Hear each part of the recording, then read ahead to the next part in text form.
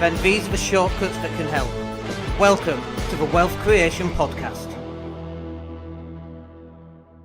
And welcome everybody, it's Dan. It has been a long time since we've gone live. I can't even get my words out, it's been that long. Anyway, look, how are you doing? I hope you're well today. I'm just going to double check that everything's in place. We haven't been live for such a long time. And I figured that we should probably just go and double check that it's working. There we go. I'm live on Facebook. Always worth checking. Anyway, hope you're well. We are going to start going live again. Over summer, it always goes really quiet. We've been over in the US for 3 weeks in July, which was amazing. Absolutely stupendous holiday. Spent far too much money. But it was a wonderful, wonderful holiday. Beach riding, horse riding on the beach at 8 a.m. in San Francisco. I mean, just truly amazing. But here we are, we're back, and thank you for joining me. And if you listen to the podcast, thanks for joining me there as well. Let's talk about property sourcing. Let's talk about property sourcing compliance. One of our partners, who's also not only one of our partners, but also one of our digital marketing clients, which is really cool because we get a really good insight into their business and what works and what doesn't and that kind of thing. And we see all the property sources coming on board. And one of the biggest problems that property sources have, and it doesn't matter where you are, you know, if you're just first starting out or if you've been a property sourcer for a while, getting compliant as a property sourcer is often a major challenge that stops people moving into being a property sourcer and starting earning the big bucks, right? And we know that you can earn a lot of money by being a property sourcer, but you can only earn a lot of money by being a property sourcer if you're compliant. And you do need to be compliant. And so out of touch am I with doing the sessions that I actually can't spell my agenda correctly. Why you need to be compliant. So I'm going to update that as we are speaking, because being compliant is really, really important. If you're not compliant, you are really risking a lot of fines. Like we saw one of the fines that came through, and it was a significant amount of money. And I know some people go, oh, you don't need to be compliant. It's fine. You get away with it. There we go. I just updated that. But you'll get away with it and you don't need to be compliant. And a friend of mine, he's been doing it for ages and he's not compliant. Like that, so what? Like you could be a burglar and you've never been caught, doesn't mean it's legal, right? You could speed at 100 miles an hour every single day and never get caught, doesn't mean it's illegal. Just because you're getting away with not being compliant doesn't mean that you're gonna continually get away with not being compliant. You have to be compliant. There's no ifs, there's no buts. You are acting as an estate agency if you are sourcing property from one person to another. It's like there's no argument. You are acting as an estate agent. You're introducing property for financial gain or whatever the terminology is. So you must be compliant. But one of the barriers to getting compliant is it can actually cost quite a lot of money. Just getting everything set up, and it can be really confusing as well. And so if you click the link down below, we've actually got something that will help you.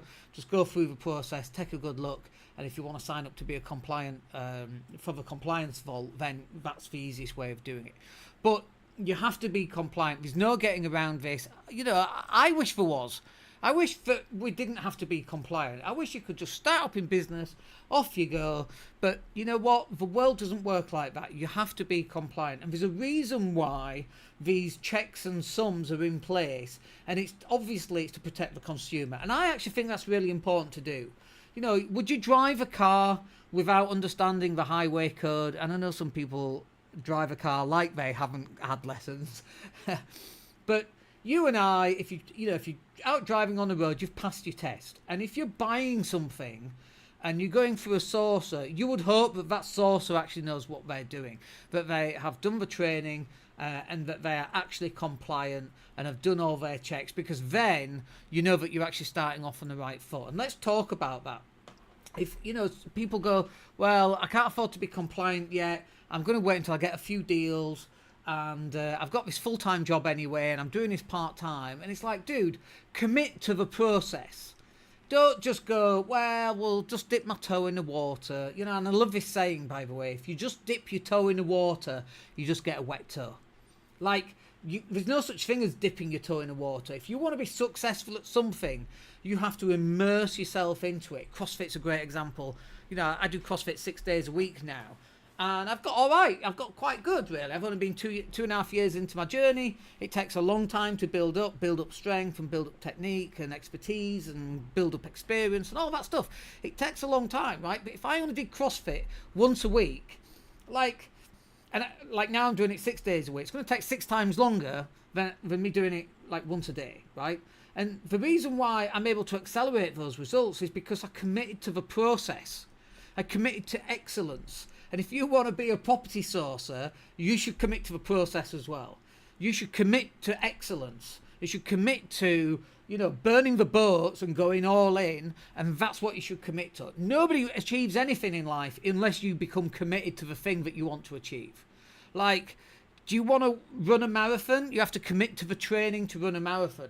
Is a marathon impossible to run? Of course it isn't.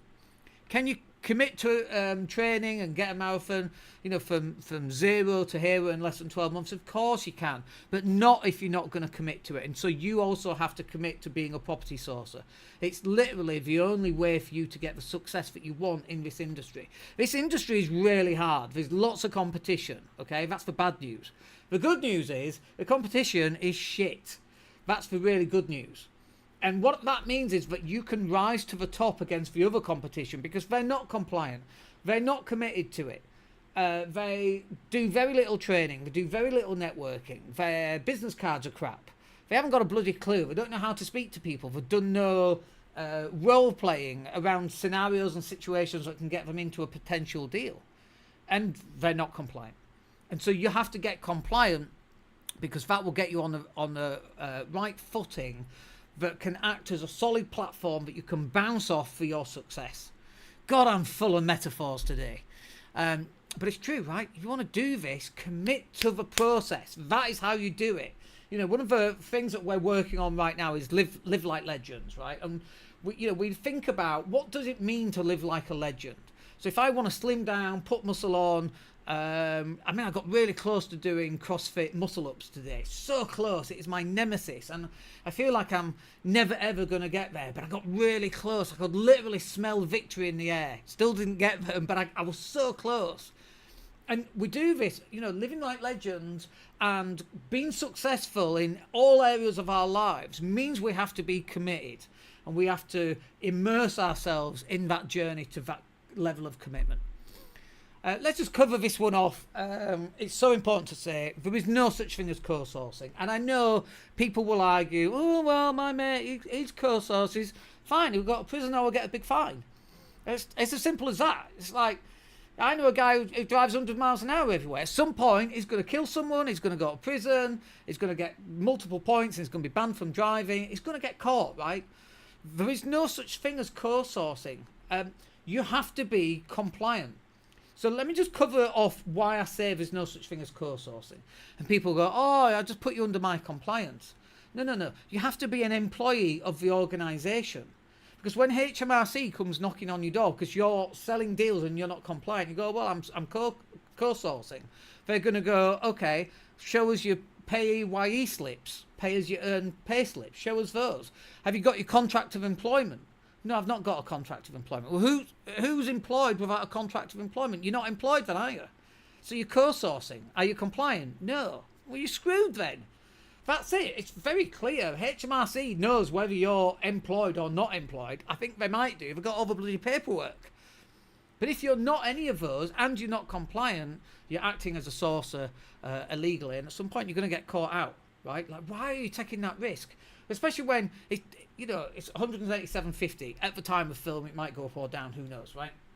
But that is relatively cheap. Where else can you start a business and get fully compliant for 187 quid and 50 pence? Like, where? Like, that is the thing that's going to help you close more deals, because the other thing that being compliant does is it helps you build trust and it helps you get more deals. I'm in multiple Facebook groups and some WhatsApp groups, and I hate the WhatsApp groups because I just keep getting notifications. People, haha, smiley faces, thumbs up. Like, there's 3 notifications that I could have done without, God, I'm grumpy as I'm getting older. But being in these groups, and I see people, they're not compliant. And then people are asking, well, are you compliant? We go, well, no, not yet. Well, what are you doing presenting deals if you're not compliant? People are not doing deals with them because they're not compliant. Because if you can't be compliant, where's the trust? How do you trust a person who's selling you property deals and they're not even compliant, right? Because they're lying, they're fibbing. They shouldn't be presenting any of these deals because they are not compliant. If you are compliant and people go, are you compliant? What's your compliance in reference numbers and your PRS number and all that stuff? And you present it and you have all your insurance and all that in place, like instant trust. That almost automatically puts you in the top 5%. I'm making that number up, by the way. It's not the top 5%, but it puts you in the top level of property sources, because a lot of property sources are not compliant. There's literally no reason not to be compliant. None at all. Not when it costs as low as it costs to just get compliant. And also, just to finish up on this, why would you not want to be compliant? Why would you want to be batting around the edges? Why would you want to run the risk of being illegal when actually it's quite simple to get compliant? There's a bit of work involved. Obviously, there's a bit of work involved. But why would you not be compliant when it doesn't cost that much? A little bit of work, but not too much. And then you've got all this additional trust. You can stick it all on your business cards and your website. Folks, go out and get yourself compliant. All right, hope you find that useful. Catch up with you on the next one later this week. Take care. Hey, it's Dan here. Thank you for listening. Really appreciate each and every one of you. Please click like or subscribe to the entire podcast.